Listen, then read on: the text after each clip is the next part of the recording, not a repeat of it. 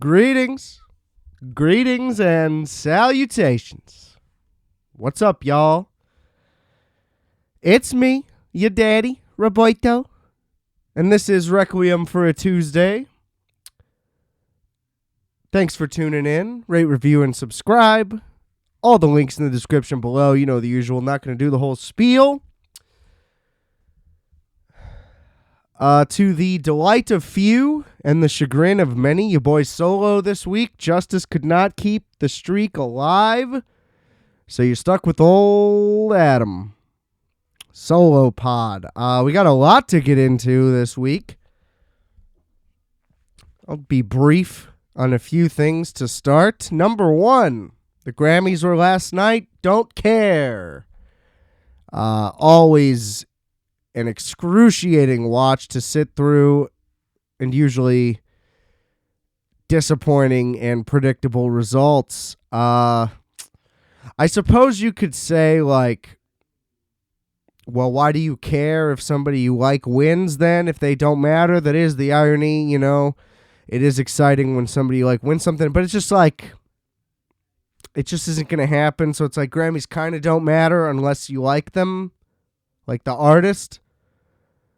But then that kind of means that Grammys matter, so I don't know how I feel. I'm on the fence with that. But regardless, the show is horrendous almost always. So if this one was good, what can you do? Didn't see it. The Pro Bowl revamped edition was also yesterday. Recording here on a Monday, obviously, for you sticklers out there. It was good, I think, you know, for the weirdest all-star game because the season's over. Nobody cares. The important players that are in the Super Bowl can't play. But look, it sucked before. Now it's slightly better, a little more competition. You see guys' faces, a little more personality involved. They seemed like they were having fun, a unique way to go about it. I'm all for it. The skills competition leaves a lot to be desired.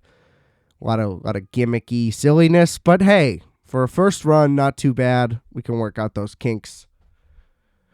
Much obliged. Super Bowl's coming. Am I going to do a Super Bowl preview episode? I'm not. Only because I haven't been keeping up on the sports corners as it is. And I don't know my bets yet. And also, again, we went over this last year, like, what's the difference? What I fucking bet. Who cares? I'll recap my horrific losses if they're amusing.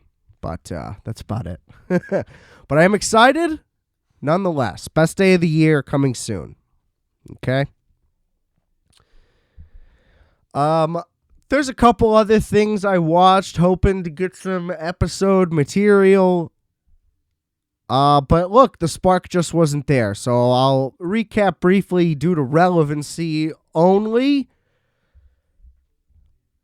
But a couple things just didn't tickle my fancy. Number one, once the Oscars list came out, I was like, all right, I got to see as many movies that are accessible on here as possible. The biggest of which was Everything, Everywhere, All at Once. It's every category, every award show. Everybody seems to love this movie. I am not everybody. I don't know what else to say. I thought it was kind of tedious and annoying, and I don't really see the appeal. It just seems like I guess it was pretty well made, but, you know, doesn't seem like anything that crazy. It's one of those where it's like, where's this hype coming from? There's a ton of movies like this all the time. You know, like I would say it's as good as Palm Springs, which is like a Groundhog Day type movie. This is a multiverse movie, but they're about the same level of quality across the board, and entertainment, you know, like, oh, that was, you know, pretty solid, cool concept, I guess. Also, like, the main protagonist lady was a dick to everybody in her family. It's like, why is this appealing? My classic thing of, like, just because you want your character to be something, If that something is negative, they still need to be likable ultimately, or it doesn't work. It's like the lady's a bitch. Her husband should leave her and her kid shouldn't like her. I mean, what do you want me to say? Yeah, we get it. She had a rough upbringing. You know, I mean, sorry. I just don't get it. You know, it's one of those things where they're like, it's about minorities, so we love it. And it's like, yeah, that's true, and I'm glad that it is. You know, you swap these people out for any race of people, I still don't like the movie. So. But hey, good for them and everyone involved, I suppose. Congrats. People like it. I'm not one. What can I say? I'm still fucking hacking up mucus. Your boy's playing injured. Keep that in mind. But yeah, Everything Everywhere All at Once is a movie, and that's all I got for that. I don't get it. Not for me, I guess. What can you say? Next up, that 90s show. A little reboot action of that 70s show. Another thing I just think completely missed the mark. I think in a weird parallel equivalency, kind of reminds me of Girl Meets World. On a similar scale. Like Boy Meets World was a children, teen, tween show. And then they rebooted it for even younger children, seemingly. And didn't get it. But regardless, that show was meant to be for kids. So as an adult, I should not have liked that show.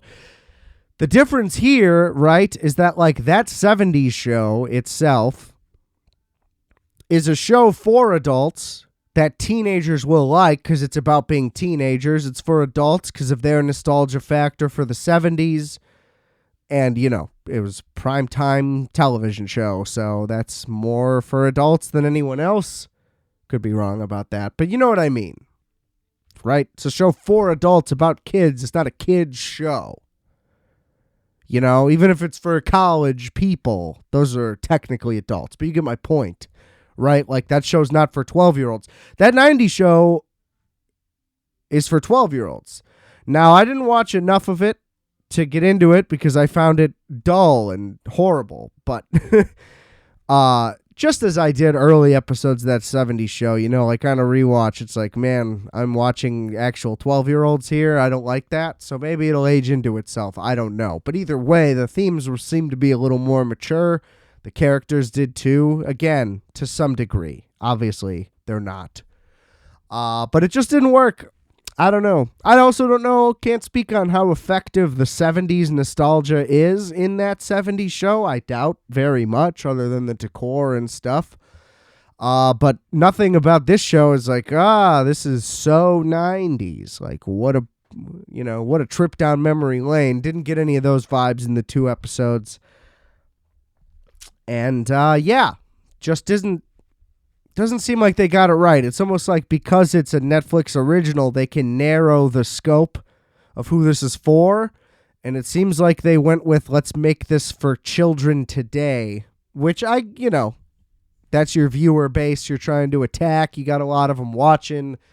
You hope to have long-term customers, blah, blah, blah. All the strategy that goes into things nowadays that never did before and is ruining shows like this. Whatever. Again, same thing. If people like it, whatever. I think it's dumb. And yeah, that's about it. Kitty and Red were, pretty good.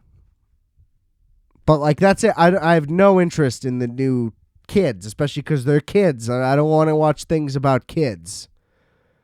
So it just doesn't work for me. And the setup was weird. She just like walks into someone's house and starts being their friend. It doesn't really make sense. They redo the keg thing from the first one. But that's the irony of it, is like in that 70s show that they went to go buy a tap and the dude's like, you could just buy a tap. You don't need to be 21. That's how I remember it, at least. And then in this one, the lady like demands an ID and they get away with it because the girl. It doesn't matter. Point is, it's like you could buy a tap handle or pump, whatever. That there's nothing illegal about that. So it was just silly that they redid it and made it even more stupid. Whatever. Just not for me. We'll put it in the camp of just not for me. So, I gave 2 things a shot, and those didn't work. However, gave a couple other things a shot, and they took. Oh, baby, did they take. So, back in the realm of Oscars talk, little movie called Tar. Cate Blanchett, masterful performance, as everyone had described. Now, this movie is labeled as like a psychological drama or something of that nature. So I was expecting a little more like Black Swan type deal. Like, oh, it's a classical composer in modern times and it's dark and blah, blah, blah. So I don't know. I thought there'd be some kind of like twist or like supernatural element or something wild to come up. And I was pleasantly surprised in just that this is just a great drama film. So I don't know, this, I guess psychological because of like her mental breakdown throughout the movie, but that's just a drama to me. Whatever. Semantics, I suppose. This movie's great. So this is for lack of a better term, this is a statement on cancel culture overall, which is not what I expected, out of a movie that's about a classical composer. But what an interesting avenue to go down. I guess because nobody will really give a shit if they don't get the world right or something like that. You can kind of just make shit up as to how this will work out or to like what the lifestyle would be like, So essentially, Cate Blanchett, Tar, Lydia Tar, we'll just call her Tar going forward. Tar is at the height of her game. The one thing I would say is a little extreme about the movie is that they made her an EGOT winner. A little extreme. How many world famous composers are there in general, let alone one with an EGOT? Again, I don't know, I guess. Haven't looked into it, so maybe it's not as unfeasible as I think. Essentially, she's kind of an asshole. Now, is that because she's as famous as she is, has kind of earned her place to that? Did she get to this place by being an asshole? You don't really know. They don't give you backstory necessarily, and they don't show you things that are referenced to in the movie. Like, there's not flashbacks like, oh, how did she get to this point in her life? There's just subtle references throughout it. Now, essentially, there's email communication going on that she's not really reading because her assistant does all her work for her. Checks out. Between Tar and an ex who was also a member of the choir. Essentially, she like fucked her and then ditched her and kind of smeared her name and ruined her life. And you don't know what's true, what isn't true, because all you know is little bits of back and forth in like small little fragments. Now, while that's going on, she's also trying to like run some new symphony thing in Berlin. They're getting ready for a new recording. And a similar thing begins to happen with a new cellist, and you like watch that affair kind of blossom. So you kind of get that this is like a repeat thing that goes on. Okay, and her wife is also a part of the choir and is kind of watching this happen. And there's also a moment in the movie where Tar is lecturing at Juilliard, and there's like a woke kid who's like, I don't like old men because they're misogynist. And she's like, it was 400 years ago. Like, the music's great. What are you talking about? And she kind of just like tears this kid a new asshole, and he's kind of like, all right, I get it. And she's like, no, I don't think you do. And just like reams the shit out of him to a point which I will agree it becomes a little inappropriate. Like she makes her point like 15 different times and kind of could let it go.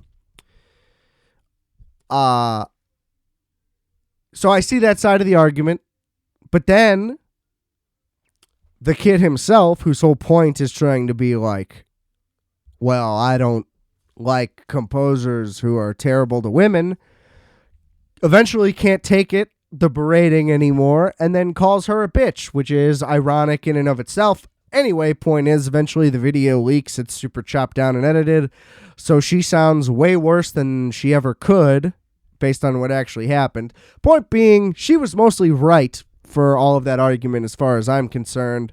And then especially because he then calls her a bitch, kind of loses his own mighty wokeness about how much he appreciates and respects women. But I digress. All of this comes together kind of at once, and the girl, aforementioned with email correspondence, commits suicide, and then it all gets leaked and combined together, and she essentially gets canceled. And then it gets worse and worse. She attacks the guy who replaces her at the Berlin Symphony and ends up conducting a video game score thing in the Philippines. Anyway, a lot of stuff happens in between. It's all very good. It's all very entertaining. The movie's a bit long, 2.5 hours, but boy, does it fly by. And it does a great job of slowly building everything up, revealing little bits of information, revealing little bits about Tar herself. They kind of show her real personality in different scenarios. But ultimately, what I'm getting at in how it's a great portrait of what cancel culture is that you don't see any actual abuse. Again, she kind of berates the kid, and berates is a strong word. She's not like screaming at this kid, right? She's just in some ways trying to educate. You know, she is a guest lecturer or whatever at a school, but also really trying to hammer home her point of view. And, you know, it was hard for her to make it, blah, blah, blah, all that type of stuff. But, like in reality, all you can see is what comes out, right? So you see the articles, you see tweets, you see whatever, but you never actually really know what happened. And this movie doesn't tell you. Like, it seems like she might be kind of an asshole, but, like, is she a monster? Do you know what I mean? Like, there's a big distinction between that. Like, is she just a dick? Was she a dick who manipulated people and tore people down to get to where she was? Did she get there, then become, you know what I mean? Like, you don't really know. Is she just driven, or is she like a liar and a fake? Does she bring people down and whatever? You don't know. Is she actually a super genius? You don't know. Like, that's the thing. You can kind of interpret it how you want, just like you would with a celebrity. Like, oh, I view this person as a genius, therefore I think maybe the way they're portrayed is misconstrued. Or I didn't like that person to begin with, so I believe everything that I'm reading. You know what I mean? All that type of stuff is kind of portrayed, because they don't do flashbacks, like I said, and they don't do private thing. Like, it's weird. Like, obviously they show private moments. This isn't presented in some kind of like quasi documentary or anything like that. But outside of the lecture, which they have to show you to then show the heavily edited version, which you could tell that's what's going to happen as it's going on. They don't like, maybe, I don't remember. I don't think they explicitly like show someone recording that lecture, but you can just tell as she's doing it, like, oh, this is a bad idea. Around all these kids? You got to be kidding me. But that's kind of like the mystery of the movie, is like, does she deserve to be taken down to this degree? You decide. Kind of, which is just actually how it is. It's like, we never really know. Now, there's the bad ones that seem very, very clear, and then that's different, but a lot of gray areas. And it's kind of words against words, your opinion against somebody. You know what I mean? And it's a very interesting dynamic, and I think they did it pretty subtly. It's not...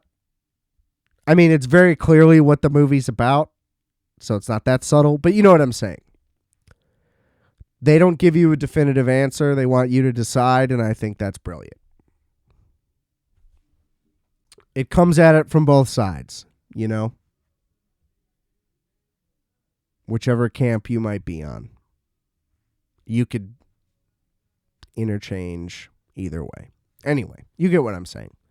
I thought it was excellent. Available on Peacock, of all things, which was frustrating, by the way, because I bought a for your consideration screener at a premium price. It was like $15, nothing crazy.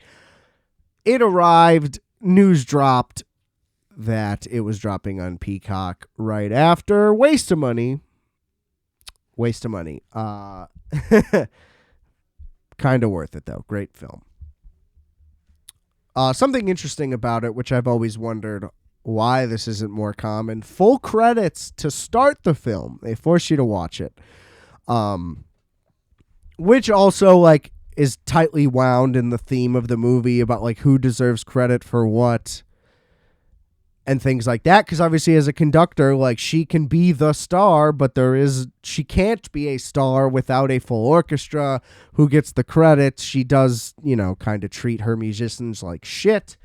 So anyway, all very thematic and tied in and whatever. But also I just have always kind of wondered, like, why don't directors do that more? Like, if the credits truly mattered to someone in a movie, like if you were truly appreciative of all the people that worked on this and blah, blah, blah, you know, wouldn't you want to maybe recognize them in a way that people actually see? Because, I mean, it's like a 6% of people that go to movies stay, like, for the full credits, like, just to view and appreciate them outside of, like, you know, Marvel bullshit where they force you to for some little nugget about, you know, whatever.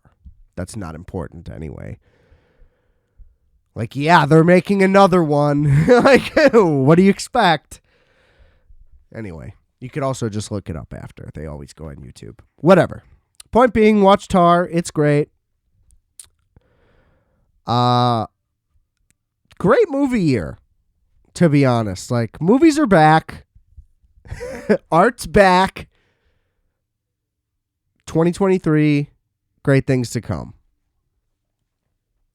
Also, apologies if some parts of this sound like fragmented and weird and whatnot. Having some technical issues where the recording just stops and cuts out and I have to keep going back and recutting. And anyway, not your problem, but my disaster. So thanks for tuning in yet again. Little mid-episode shout out to y'all. Boy, do I love you guys.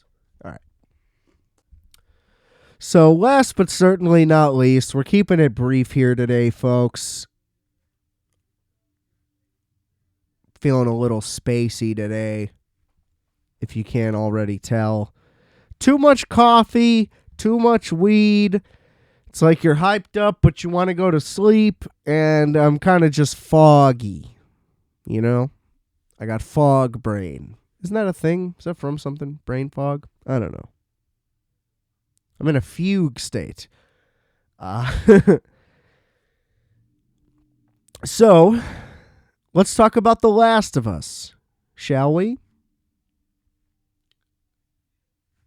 Legendary video game, of which I've never played.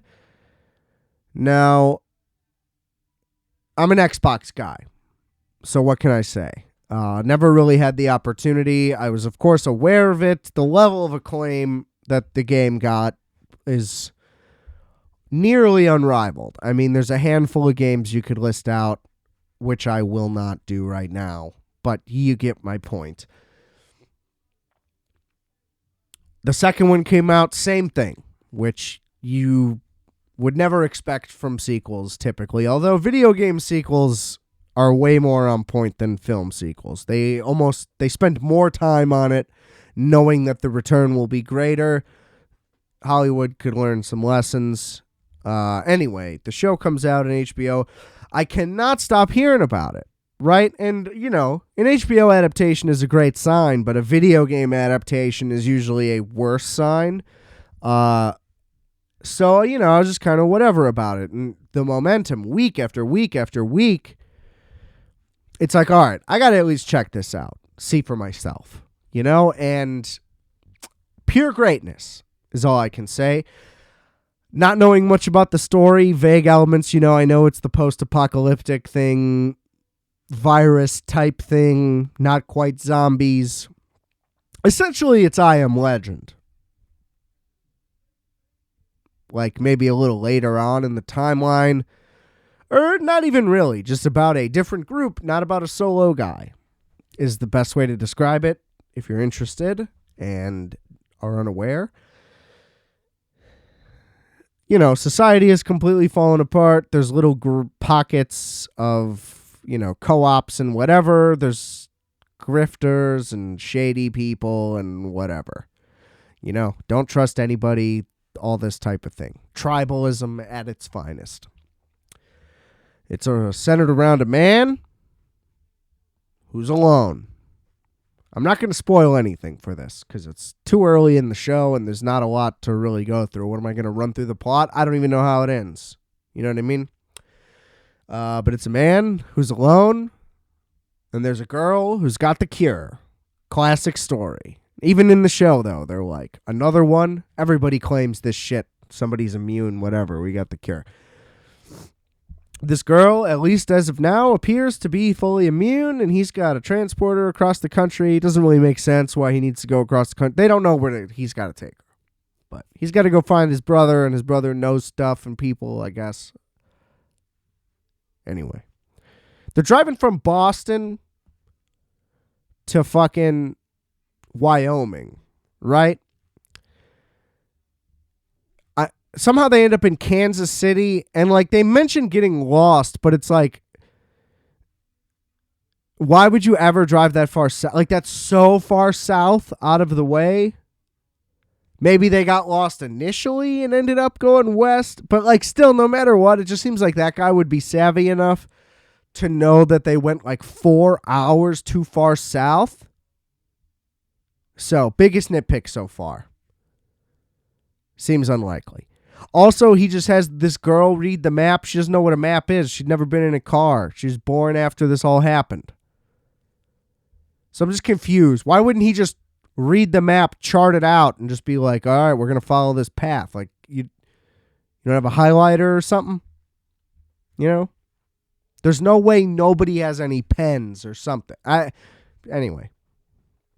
It's fine. I'm all right. But like just doesn't make any sense, you know? That's all I'm saying. But it's very good. I guess they diverted from the plot for episode 3, which is kind of like an own little like pocket story. Kind of gives you, they're sprinkling in backstory and flashbacks, which I kind of like. They're going through like decades of how this all went down, a little bit of like before, during, you know what I mean, to present day. It's really good stuff. A gut-wrenching emotional episode was episode 3. I absolutely loved it. Nick Offerman with performance of the year so far, I gotta say. He did a lot with his eyes. And that man should be winning an award that is long overdue for this episode. So shout out to HBO yet again being the pinnacle of television. The Last of Us is excellent. I'm very excited for the season to unfold. And they're putting it on HBO Max before the weekend. So they know the streaming's going well. They're giving us the sneak peek. Very excited about that. We'll be right on top of it. As I hope you will be right on top of reviewing, and subscribing to Requiem for a Tuesday, merch, rfat.bigcartel.com, Instagram at adam.rfat, linktree/rfat's got all the music, YouTubes, podcasts, everything you could want that I am a part of, as well as Justice, who could not be here today. He'll be back soon. We got a list of things to discuss at a later time. Enjoy the Super Bowl, everybody. I know I will. And remember, I are fat. You are fat. We are fat. Calculator.